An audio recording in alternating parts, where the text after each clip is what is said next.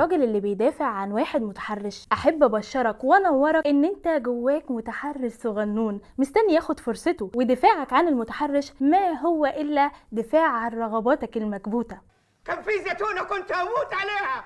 فخلي بالك والحق نفسك قبل ما الفكرة المريضة دي تسيطر عليك وتتحول لفعل وسلوك على أرض الواقع. وخلي بالك بقى إن القانون دلوقتي مش بيهزر خالص في القضايا اللي زي دي، فأقل حاجة هتلاقي نفسك لابس سنتين وغرامة وقصة كبيرة قوي سعادتك. يا ابني انت كحيان، انت كحيان يا محمد.